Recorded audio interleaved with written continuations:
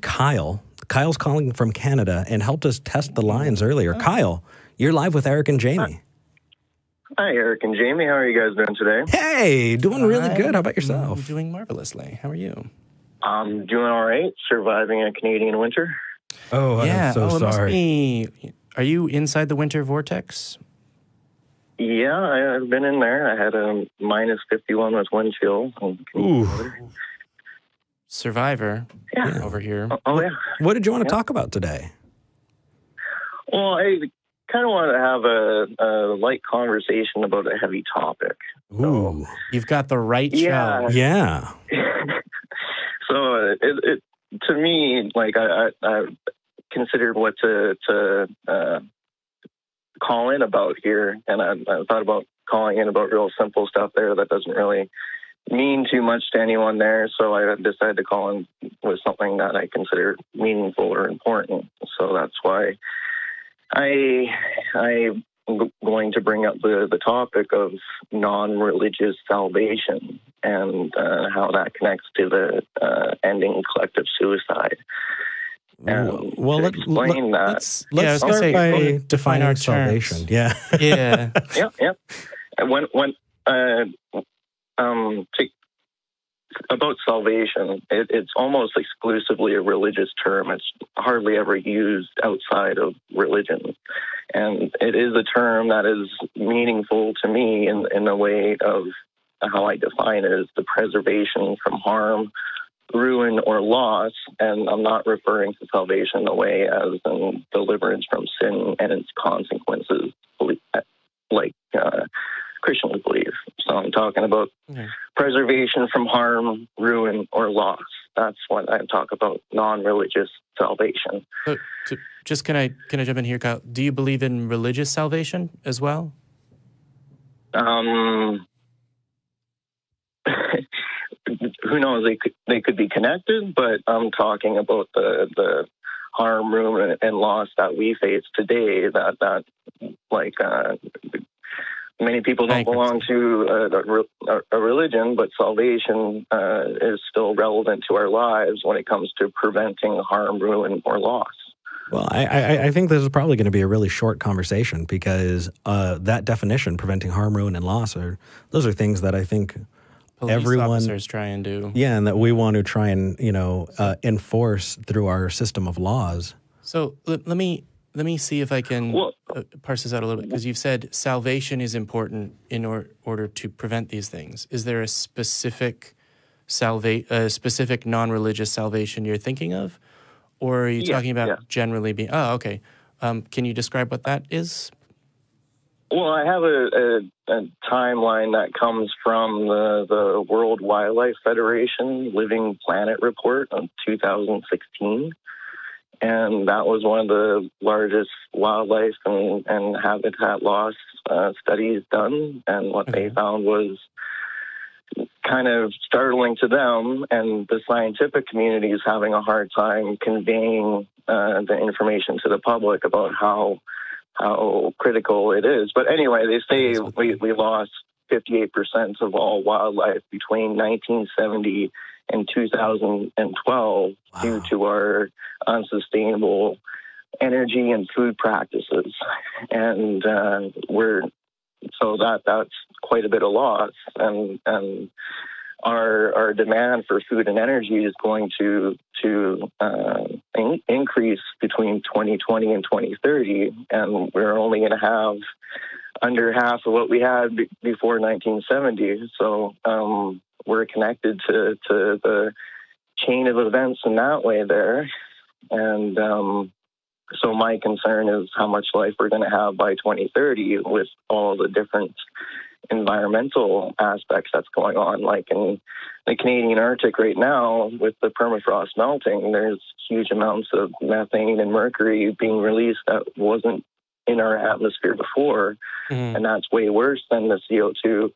And 4 out of 5 of our mass extinctions were environmental, right? And if you have so much other chemicals in your atmosphere, and then it affects the plants, affects the animals, and then it affects us. So as far changing as environment concerned, changes the way that animals and plants can live in it. I think we're following you so far. Let's tie this back. So, salvation. If all our lives are in danger right now, then salvation is relevant to our lives, and preventing that harm and ruin and loss within that 10-year span that the scientific community is having a hard time conveying to the public what we can and we should do about it. Sure. Yeah. So when you're saying salvation, you're still talking about non-religious salvation? Yes, I'm saying we ought to prevent the harm, ruin, and loss that is foreseeable and preventable. So I totally agree. I guess, I'm wondering if this is like I think we're not going to disagree with you. Is there anything on this? Is there any meat on this bone? Yeah, it was sort of like the world population right now is 7.4 billion people. Yeah, and out of those people, 4 billion of them are religious. 1.8 is Muslims, and 2.2 are Christians. Billion, and that equals 4 billion people that are thinking that there's going to be an external supernatural salvation. And so these are the people, over half of our population, that's just going to throw up their hands and say, well, it's written in the books of this rapture of times. Do you think that, Kyle? Do I think that there will be a supernatural hold salvation? Up their hands and accept? Yeah. No. I'm saying there is no God or government that will help us take our responsibility for us. We need to take our responsibility about what's happening in our lives and what we can do about the preventable and the foreseeable. Kyle, and if we agree. Prove to them. Yeah.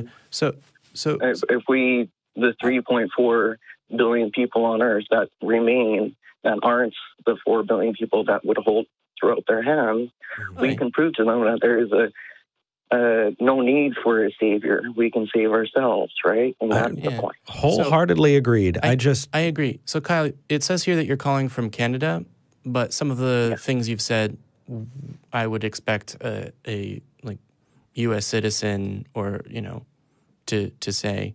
Do you mind if I ask you?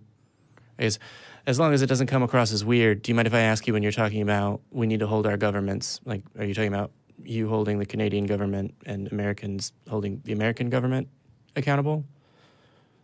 I'm just saying that the efforts that they do is not sufficient, and I agree. Whatever they can't do, we need to pick up our socks and help ourselves, kind of thing, because they won't help us because they're doing what they can and they're not that changeable. We're the ones that are changeable. Yeah, Kyle, I agree. I would love to end this call on a call to action.